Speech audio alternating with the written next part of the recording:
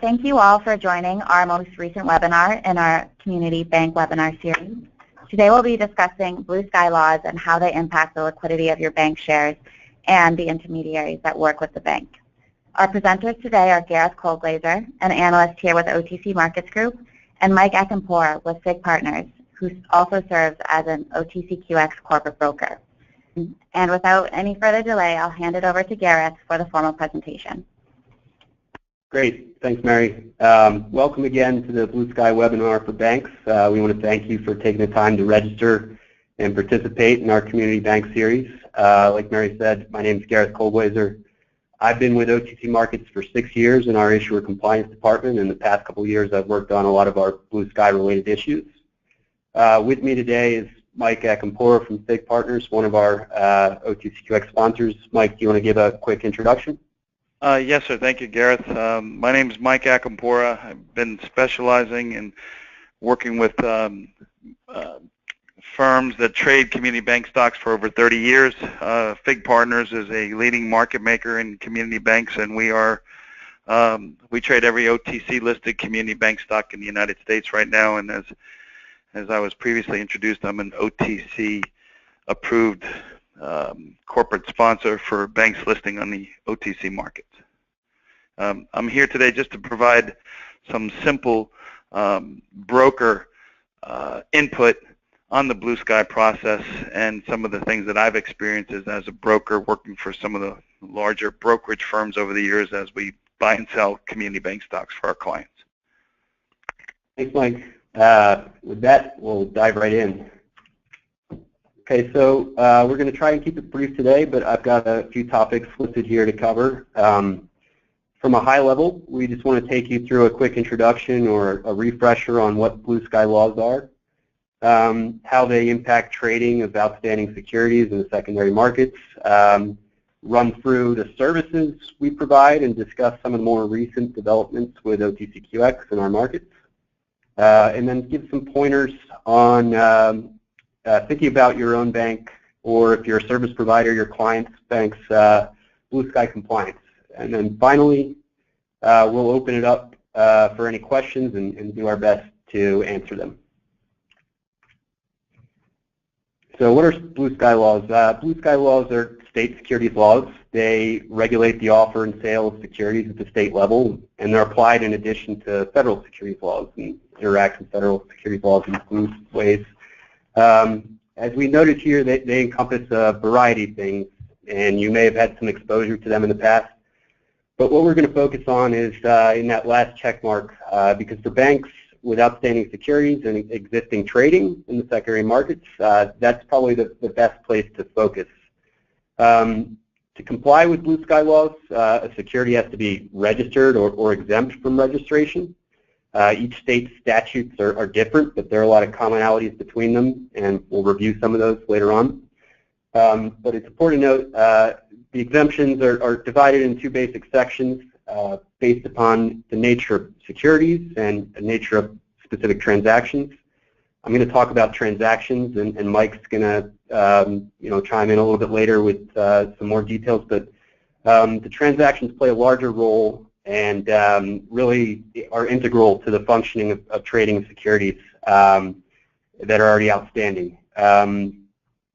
So one of those common exemptions and the way to think about trading in the secondary markets is for unsolicited transactions. That is, transactions that are done by self-directed investors where they haven't been solicited by a broker or investment professionals. Generally, there's blanket coverage for unsolicited transactions. So it's important to note that trading of a security can still happen throughout the U.S. on an unsolicited basis. Where blue sky really comes into play is for solicited orders, and we're going to get to that because there are exemptions for solicited orders, and not to raise any alarm bells when I mention compliance, but this is really a broker consideration that companies should be aware of, and Mike's going to bring that perspective in just a sec. So that leads us to the impact on secondary trading. So we've listed some of the things or things to consider, and I'll briefly touch on them here on how Blue Sky will impact trading securities. Liquidity is sort of all-encompassing. Complying with Blue Sky laws will help you reduce the number of barriers to trading your securities, which can increase the potential for more liquidity. So I think that's sort of the name of the game, and at the end of the day is, will complying with Blue Sky laws help get the trading going for these securities? Investment advice. So we mentioned solicitation and investment advice, but there's key things to consider. Brokers and investment advisors can't recommend a security in a state where that security is not compliant. That's the state that the investor resides in. I apologize. This crops up with things like management of discretionary accounts too. So orders for a discretionary account will obviously have to take into account Blue Sky and whether it's compliant as well. Research can be the same way. The compliance can affect the distribution of research. Some research providers may be more conservative or just decide it's not worth it to put out research if Blue Sky compliance coverage is not broad enough. Some other things to keep in mind, as I mentioned, that unsolicited versus solicited orders definitely play a large role, and lastly, institutional shareholders. They have sort of their own regime of rules and can generally transact by meeting those different criteria. But I'm going to let Mike sort of pick it up here and give the broker perspective on the impact of secondary trading in Blue Sky. Thank you, Gareth. Since my business is 99% individual investors that buy bank stocks, I just wanted to present some of the situations that I've run into over my years trading community bank stocks on the OTC markets. When the first major issue that your individual brokers, whether it's the broker in the branch that you may have there that's working with the directors and officers of the banks and moving some shares around, or it's one of your local brokers that happens to know does business with some of your directors and officers, and in that way has gotten to know the bank and is helping to facilitate trading of the shares among his book of business. But one of the key sticking points right now with the examiners when they come in and they look at each branch, and each branch gets examined once a year, and they pull up all this. The first thing they do is they pull up all the unsolicited orders at those branches, no matter what brokerage firm it is.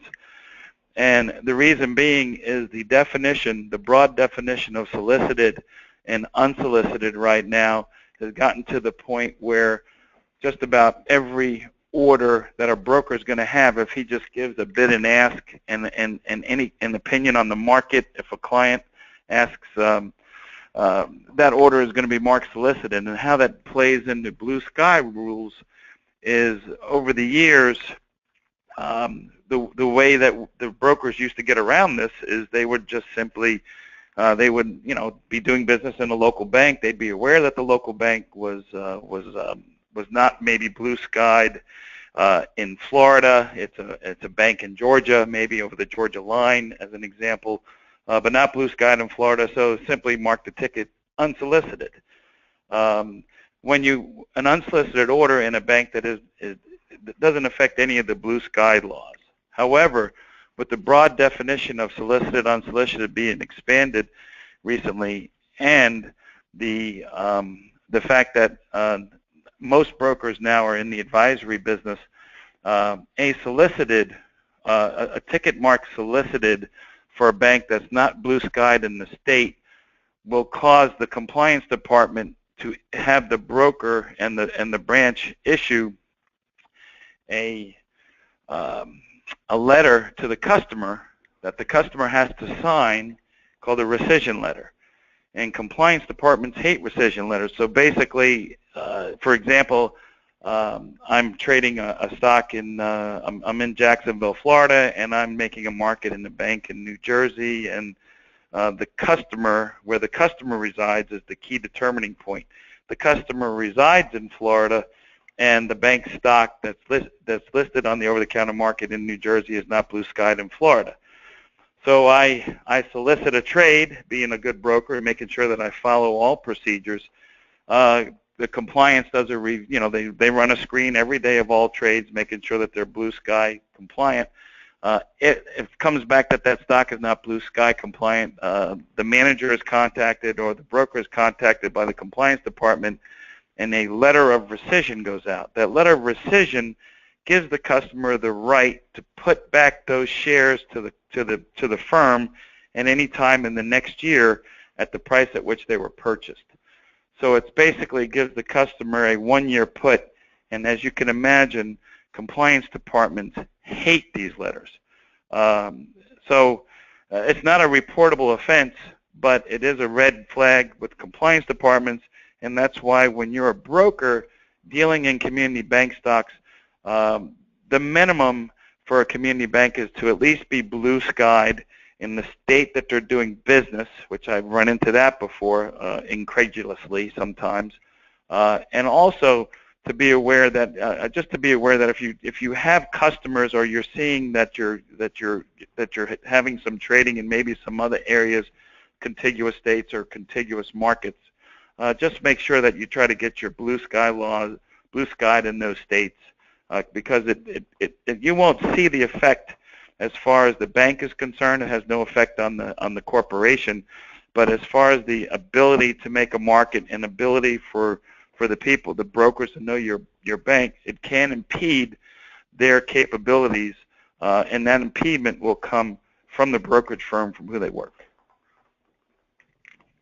Thanks, Mike. I think that's pretty good perspective from your side of the industry, and with that, I'm sort of going to highlight some of our services and also just how do issuers sort of take control of their blue sky compliance and some of the tools that we have available. So some of you already know because you have access to our web portal, but we offer something called the Blue Sky Monitoring Service. It's available to all OTCQX companies.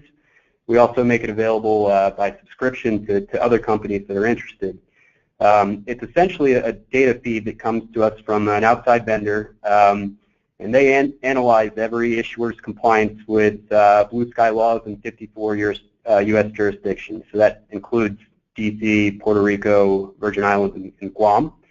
The feed is updated every day, so their analysis reflects changes to the securities, changes to the laws as they happen, and this is the same feed that a majority of the brokerage community and their compliance departments and clearing firms use to sort of flag the orders that Mike was talking about. So it gives you a view into what the potential barriers are in terms of trading in your securities in the open markets. So the analysis itself, I've listed here some exemption considerations that are particular to all companies, but some for banks specifically. And that first one being bank versus bank holding company distinction. It does get factored into how compliant you will be in states throughout the U.S., whether you are a bank or a bank holding company. Similarly, the exemptions below, reporting status, whether a bank is registered and reporting with the SEC through EDGAR. There are a lot of exemptions for banks that are doing that. So generally in this situation, you'll be compliant in a greater amount of states if you are an SEC registrant and reporting. Lastly, being included in a recognized securities manual, somewhere between 30 and 45 states have exemptions for being published in what's called a recognized securities manual. If you're not familiar, they're printed publications. The states require that certain information be included in the publication, like audited financials, names of officers and directors, and a business description. The exemption was designed a long time ago, but the idea is information availability. If investors have access to that info, then generally you qualify for this exemption. This sort of brings us into our next slide and one of the more recent developments in our space. some of you probably know that S&P, Standard & Poor's, stopped publishing its securities manual in May of this year. Since then, OTC Markets has been working with state regulators and their national organization to be recognized as an electronic equivalent of a securities manual. So this map highlights OTCQX and OTCQB. Right now, 13 states have recognized OTCQX as a equivalent to a recognized securities manual, and 11 have recognized our other market, our venture market, OTCQB. We're speaking with many others who are in the process, but these changes sort of happen slowly, so we're hopeful that it does take time. So we wanted to sort of end with give you an idea of what to think about as you go forward and maybe outline some best practices. First is understanding your own compliance. If you understand where you're compliant and why, then we think you can start to make decisions about whether you want to improve your status in particular jurisdictions or if you want to target a few. But generally understanding why you're compliant, where you are compliant, helps you sort of get to the level of then decision making. Second, keeping the lines of communication open. So to the extent you talk with your investors or brokers about your stock, it's important that blue sky issues may be cropping up that you're not aware of. Communicating with them about this can help cut down on these compliance issues that maybe prevent trading, and just keeping everyone in the loop and trying to encourage more communication between your community will definitely help sort of bring these issues to a front. Next, and these are kind of the action items. If you've decided what you want to do is improve your compliance, these are things that you can consider to help you do that. And first is a recognized securities manual. So I mentioned that S&P ceased publication of its manual. There is still another provider, Emergent, that does offer publication of their securities manual and can help in certain situations. We'd be happy to put you in touch or even do an analysis of the potential benefits of joining a securities manual like Emergent. And then last, and this is something Mike mentioned about domicile states, if there are a few jurisdictions, and this is something Second Markets did back in the day, they created these things called liquidity plans for sort of targeted regions or places where they wanted blue sky coverage. You can file registration statements with particular states if you sort of want to solve this on a one-off basis. So registering in a particular state can help you solve things one at a time in each state. They do have to be renewed from time to time, usually about a year. And we do offer something called the Blue Sky Filing Service to help assist in preparation of registration documents with states. And then lastly is questions. So if there are any questions, I would definitely encourage everyone to ask us or their service providers, QX sponsors, anyone they have a relationship with who they feel comfortable getting talking to about this issue. Definitely ask questions as they come up. We're happy to answer them, and those parties probably will be too.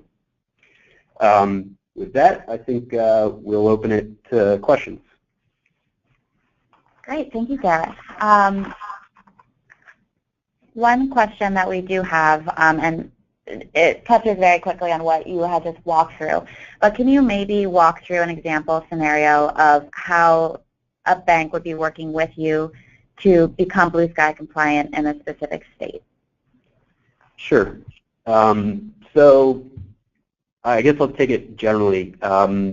Backing up a little bit, I think it is important to sort of think about what makes sense for that particular bank. As I said, there's a number of factors that go into their compliance. So it's sort of the approach is tailored to a case-by-case basis, essentially. But if they decided that they just wanted one jurisdiction, as I mentioned, that filing service will help you prepare documents to register your securities for secondary trading in an individual state. A lot of states do accept these. It can be a different process depending on the state, but generally there's a filing fee and a set of documents that need to be filed.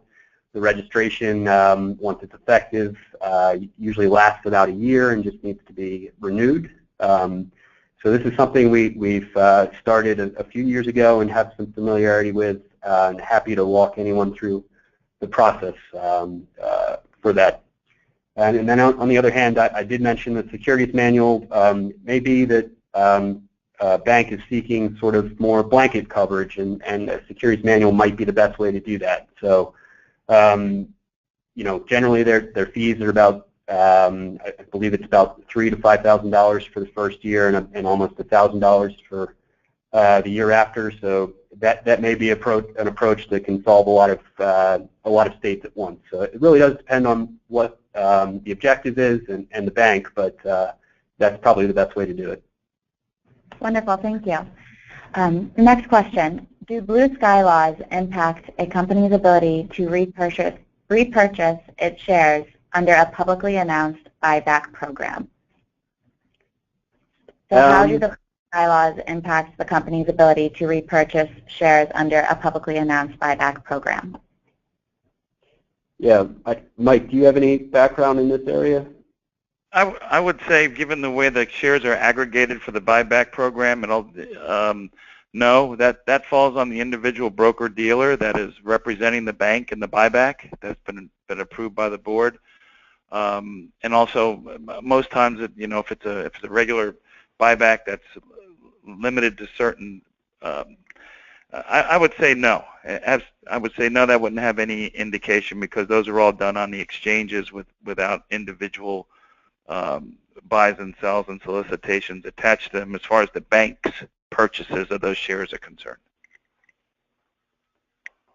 Now, if the bank, the one thing I can answer is if the bank is doing a private transaction, that I'm not aware of. In other words, if they're doing a private repurchase of shares, I would think not, because that would also be, as long as they're, you know, if it's an unsolicited, and I think you can make the case that it was an unsolicited transaction. A seller came to the bank, and the bank facilitated the buyer by buying back the stock. So I don't think it has any impact on stock buybacks. None that I've seen, anyway. Yeah, I guess just to piggyback on that, there are statutes in every state that sort of cover transactions like that. We're happy to look into any of them, and in the meantime, now I think for the private ones, you know, I would, you know, consult them to talk with their securities counsel as well, because they'll definitely have their own guidance that they can provide there. Thank you both. The next question: can a bank lose compliance in a state that it previously was compliant in? Can they follow? Yes. That can happen in a number of situations. The one I commonly think of is when there is an initial registration of an offering. That, you know, obviously that covers sales during a specific period of time, but after that, the securities are considered outstanding, and you know, while after that registration has lapsed, you have a different sort of regime of these blue sky laws that you would be qualifying under, or a different set of exemptions. So it is possible to sort of, you know, originally offer shares, have issued an outstanding shares, and then after that registration goes away or is dormant, then essentially you'd be looking to separate statutes to try and facilitate the secondary markets through exemptions. So you know, that can and does happen. Perfect, thank you. So we did want to keep this webinar brief and under 30 minutes, so we'll go ahead and close the questions now. I want to thank everyone who was listening in today, and I want to thank Mike Acampora with SIG Partners for joining us, as well as Gareth Colglazer. The contact information will also be available, so if you have any follow-up questions, don't hesitate to reach out, whether it's to your QX advisor or directly to Gareth or myself or Bob Power. Thank you again, and I hope you all have a great day. Bye-bye.